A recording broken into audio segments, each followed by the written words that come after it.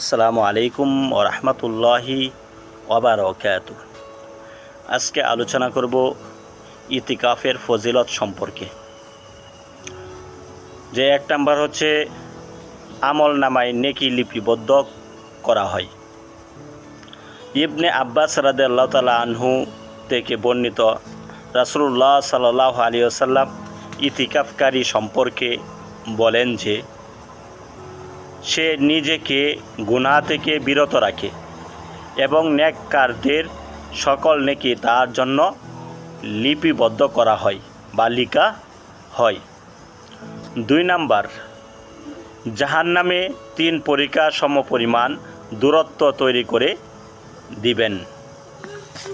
যে ইবনে আব্বাস রাদিয়াল্লাহু তাআলা আনহু সূত্রে নবী করিম সাল্লাল্লাহু আলাইহি ওয়াসাল্লাম থেকে বর্ণিত, তিনি বলেছেন, যে ব্যক্তি তার ভাইয়ের প্রয়োজন মেটাতে অগ্রসর হয় তা তার জন্য 10 বছর ইতিকাফ করা অপেক্ষাও উত্তম। আর যে ব্যক্তি আল্লাহর সন্তুষ্টির জন্য একদিন ইতিকাফ করবে, আল্লাহ তাআলা তার ও জাহান্নামের মধ্যে 3টি পরিখা খনন করবেন না।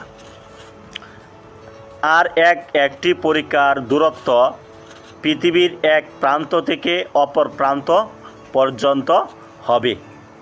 3 নাম্বার হাদিস, হজ ও উমরার সওয়াব হয়।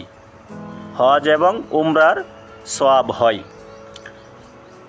হযরত আলী ইবনে হুসাইন রাদিয়াল্লাহু তাআলা আনহু তার পিতা হযরত হুসাইন রাদিয়াল্লাহু তাআলা আনহু থেকে বর্ণনা করেন যে রাসূলুল্লাহ সাল্লাল্লাহু আলাইহি ওয়াসাল্লাম বলেছেন, যে ব্যক্তি রমজানে 10 দিন ইতিকাফ করিবে সে 2টি হজ ও 2টি উমরার পুণ্য লাভ করিবে বা 2টি হজ ও 2টি উমরার সমপরিমাণ সওয়াব লাভ করিবে। আল্লাহ তাআলা আমাদের ইতিকাফের ফজিলত অনুযায়ী আমল করার তৌফিক দান করুক।